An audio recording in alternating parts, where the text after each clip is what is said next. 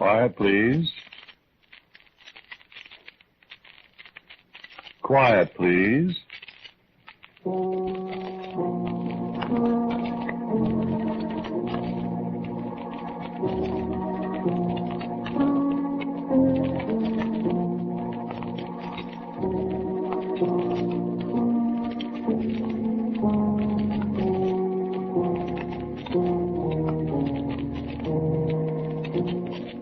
The Mutual Broadcasting System presents Quiet Please, which is written and directed by Wyllis Cooper and which features Ernest Chappell. Quiet Please for tonight is called Symphony in D minor.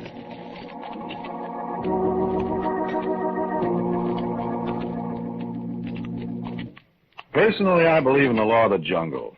I believe that the fight goes to the strong, to the one that's smarter, to the one that ought to win. I've made my way in life that way. You can't tell me anything different. I never got past high school myself. I had too much to do to waste time going to college. Yet I did it. I've got just about everything I ever wanted. What I haven't got yet, I'll get. The only thing I ask of anybody is get out of my way. Either that or get out of my way. One-sided or wheel off. That's my motto. Friend, I may take a wheel off just for good luck. Let's not have any misunderstandings about me. I'm tough, and I know it. I got nothing against you. If I had, you wouldn't be just sitting there listening. You'd be out of luck, like a certain party is going to be one of these days very soon, which I'm going to tell you about shortly. Look, friend, don't get the idea that just because I'm tough, I'm not smart. Because I am. Because I'm going to show you shortly just how smart I am. You want to hear? Good. Last night I was a guest in his house.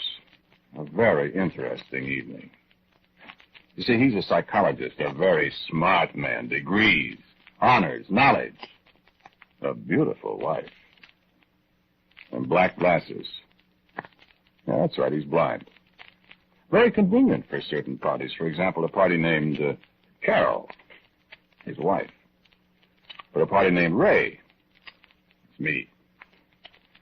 See what I mean, friend? You don't? Well, you will shortly. He was sitting on a blue Davenport. Oh, I didn't tell you his name, Johannes. I'll just call him Johannes so you'll not get too much of a line on him. I wouldn't want anybody slipping any information he shouldn't have, you know. Well, he was sitting on the blue Davenport. Carol was upstairs finishing a radio script. Yeah, she's very smart. But she'll have to stop that after she marries me. I don't want any wife of mine working. So anyway, Johannes and I were sitting there, cracking the breeze, as you'd say in the Quartermaster Corps. I was bored, but Johannes wasn't. He just keeps right on talking. Whether you believe it or not, Ray, it's a scientific fact. And I have occasion to use it a great deal. It's bunk. Like all the rest of this psychology racket. I'm not going to try to convince you. Oh, you can't convince me. I could, though. Look, Johannes, I don't believe in it. And even if I did, I know you can't hypnotize a person against his will. You think so? I know so. You want to try a little experiment? No. Well, there's no point in it. You're sure a man can't be hypnotized if he doesn't want to be? Sure. Well, I won't argue with you. Look, hand me that push button on the extension cord there by the desk. This? By the desk. This is the only thing. Is that it? Here. Thank you. What's it for? It's a gadget I have. Listen. What's that? Make you sleepy? Oh, it hurts my ears. Might make you sleepy. Has a very interesting sound. Listen to it carefully, Ray. See if it doesn't give you a kind of heavy, drowsy feeling. Make you want to just lie back and shut your eyes and think about sleeping. It's a lot of bunk. So many people find it's an ideal way to go to sleep. It's better than sleeping pills. It's better than a soft feather bed. Just relaxes your mind so you can't think of anything but just going to sleep. I wish you'd turn it off. I can go to sleep in 30 seconds with it if I want to. You could, too. You could sleep right away if you wanted to. If you'd relax. That's it. You're getting sleepy already, aren't you? I am not. Nothing like sleep. Nothing like relaxing back in that nice, soft, easy chair and letting your head fall back and taking deep breaths. Deep breaths the way you do when you're asleep. Take 5 deep breaths, Ray. See what happens. So I am not. No, it's good sense, Ray. Try sleeping if you feel better. So for a while, listen to that sound. Relax. Breathe deeply. Take it easy. And sleep. And sleep.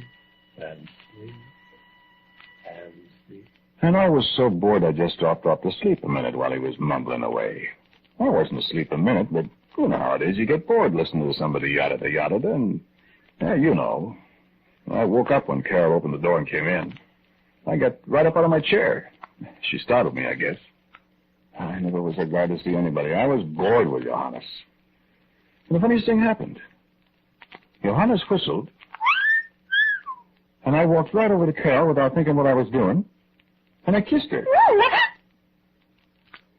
Now, why the devil did I do that? I said, kind of stupid, because I was scared right in front of him. And Johannes nearly had a fit rapping. Said you couldn't be hypnotized, Ray. What are you talking about? You were out like a light, my friend. I was not. And I gave you a post-hypnotic suggestion that when I whistled, you were to kiss Carol. Are you kidding, Johannes? Of course I'm not kidding. You're the most natural hypnotic subject I've ever run across. Why, you can be hypnotized at the drop of a hat without even knowing it.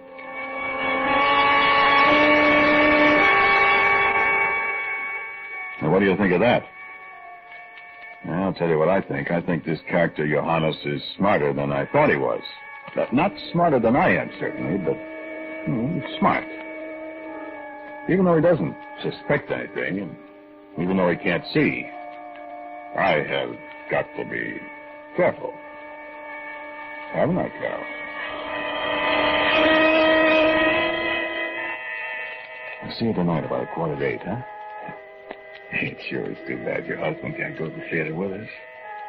Isn't it?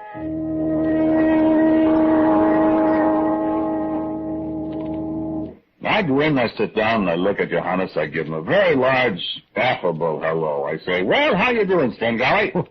I hope you didn't mind that little experiment last night, Ray. No, it was very interesting and instructive, Johannes. Yes, it was. Very instructive. Yeah, I should say so. I'm going to watch out for you. Hmm? I don't want to be stretched out over 2 chairs with people breaking rocks on my chest. I thought that once when I was a kid in a vaudeville show. Oh, I don't do things like that. I sure hope not. Yeah. Hey, now.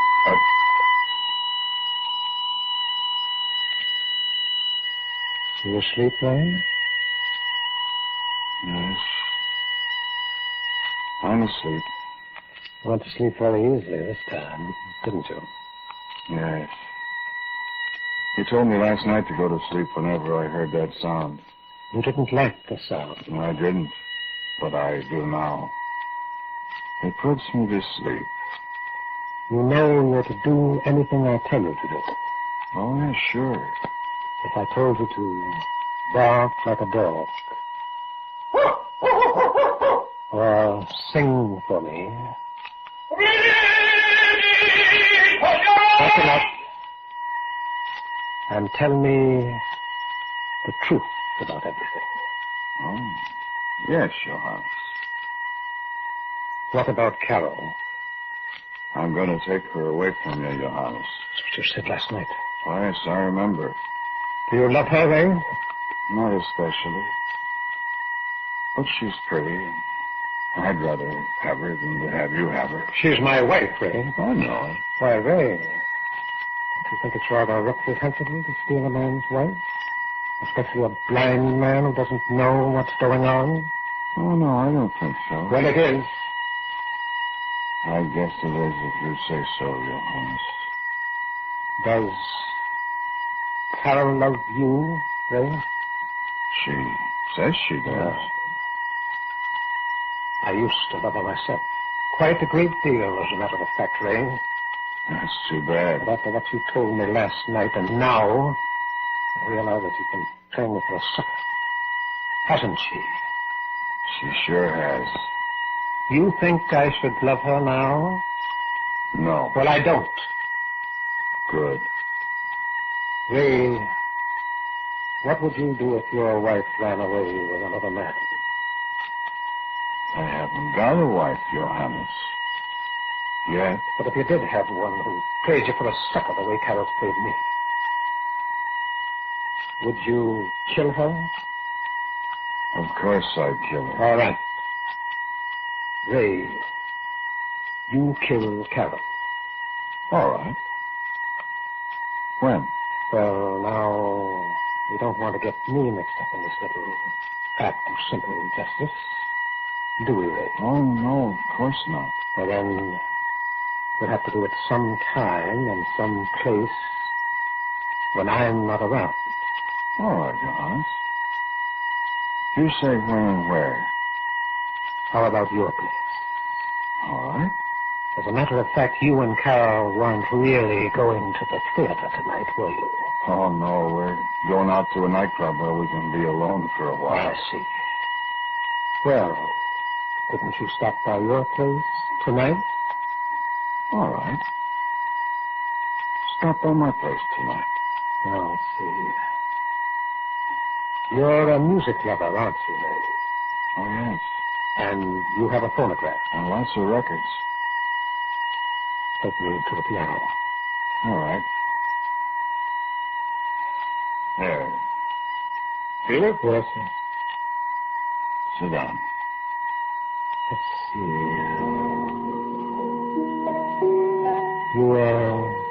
You know this.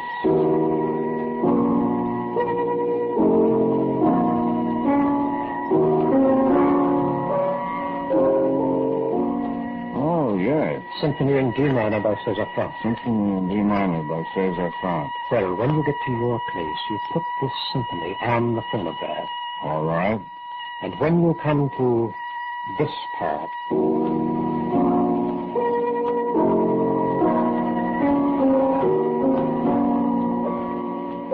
When I come to that part, you go and strangle Carol.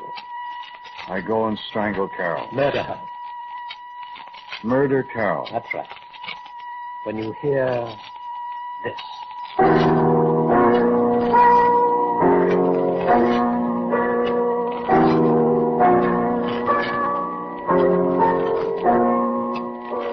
All right, Johannes. When I hear that, I murder Carol. All right. What are you playing, Ray? Oh, it's you, Johanna. Sounds like a funeral hymn, a little. Doesn't it, Carol? Wake up, Ray.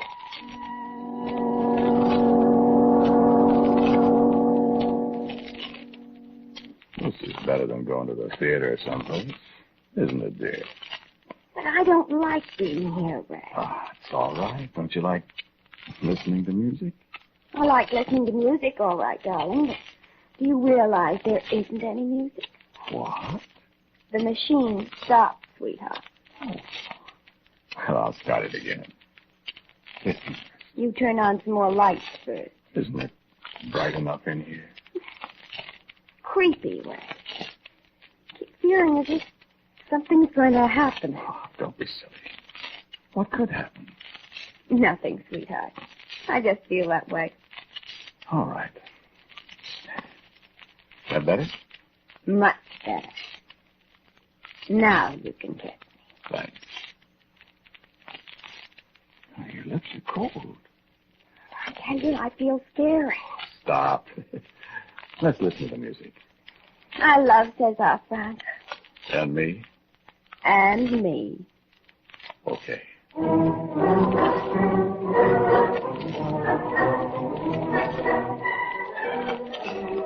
Oh, so Listen.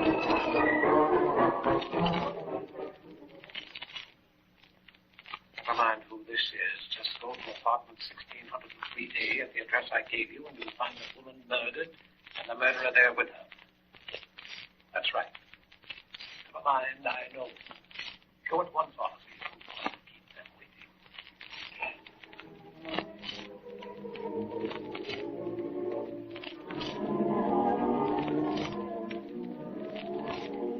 Oh, it's so beautiful. You could die to that music. Carol, I love you.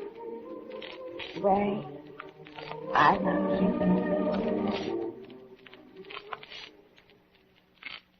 Car 32, apartment 16038, 444 Stewart Street. Investigate. Car 32, apartment 16038, 444 Stewart Street. Investigate. That is all.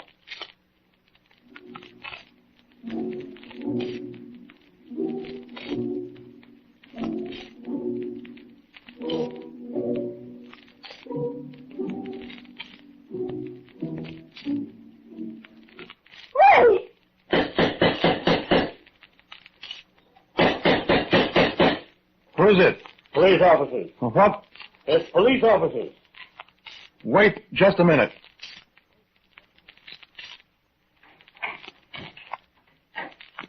What do you... We had a call to investigate. What do you got all the lights off for? Huh? Somebody blew out a fuse, officer. Oh, did they? Right in the middle of a record we were playing. Yeah. The César front, D minor symphony. Hey, Curly, flash your light in here. Are you all right, lady? Certainly I'm all right. Well, that ain't the way we got it. Well, that's the way it is. Listen a minute. Your telephone, mister. No, wait. I'll get it. Oh, what the devil? Oh, well, Ray. Johanna. Oh, well, the lights are back. Oh.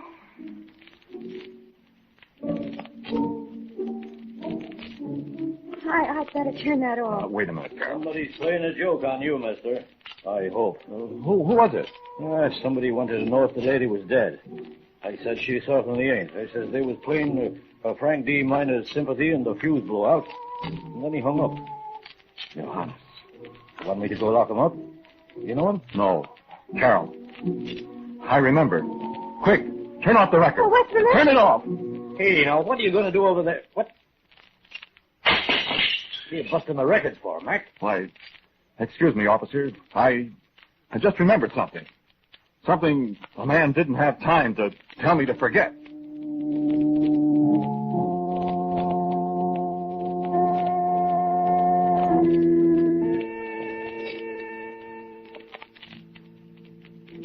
You see, even the smart boys forget.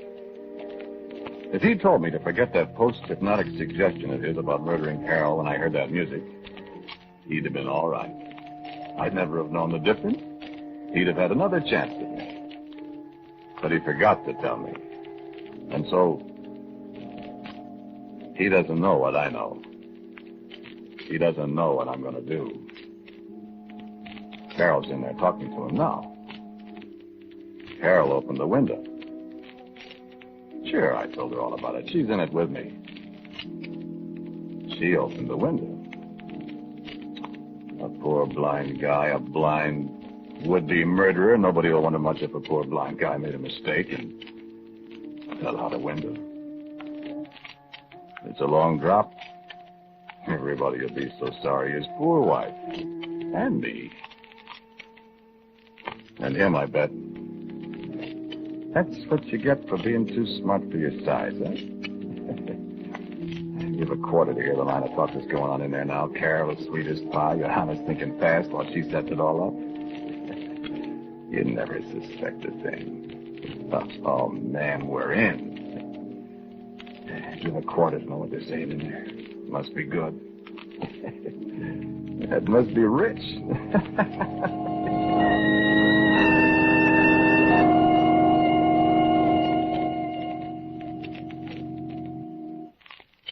I won't fail the next time, Carol. Oh, no, Johanna. He didn't kill you, so you have to kill him. Whatever you say, Johanna, I'll kill him. It'll be a little poetic justice. Vince? Oh, yes, Johannes. You know that Franz D minor theme, Carol? Oh, yes. It's beautiful. The one that was to be a signal for him to strangle you. Oh, yes. The one that goes... Da, da, da, da, da. That's it. Whenever you hear that melody, Carol, you'll murder Ray. Whenever I hear the music, I'll murder Ray. Whenever you take a knife and stab him. I'll take a knife and stab him. When you hear... Come in. Well, get it, Karen. Wake up. Why, hello, Ray.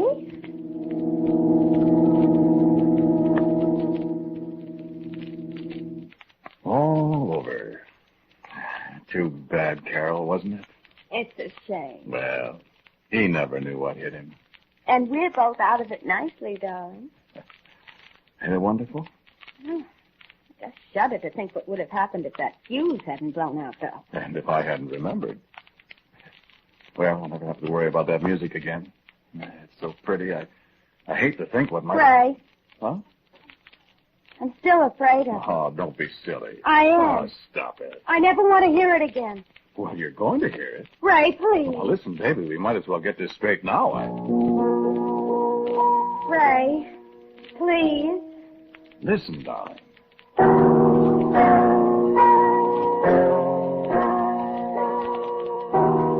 Ray.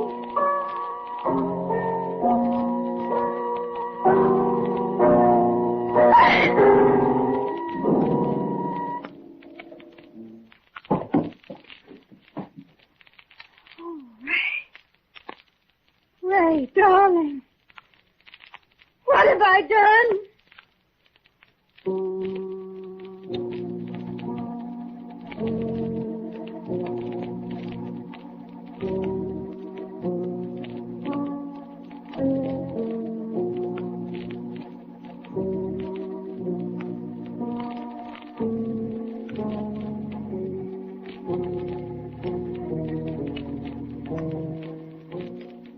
The title of tonight's Quiet Please story was Symphony in D minor. It was written and directed by Wyllis Cooper, and the man who spoke to you was Ernest Chappell. And Sharita Bauer played Carol. James Van Dyke was Johannes, and the police officer was Pat O'Malley. As usual, music for Quiet Please, including the theme by Cesar Frank, is played by Albert Berman. Now, here is our writer-director, Wyllis Cooper. They were all creations of my own again, nor do they represent anybody living or dead. As you already know, this is the last broadcast of Quiet Please on this network. I'm grateful to Bob Berman, our engineer, and to Al April, our very good sound effects technician, for their 63 weeks of help. For the further adventures of Quiet Please, I recommend you read your newspaper next Sunday. And so from now on this network, I am quite quietly yours, Ernest Chappell. This will be the last broadcast in the present series of Quiet Please.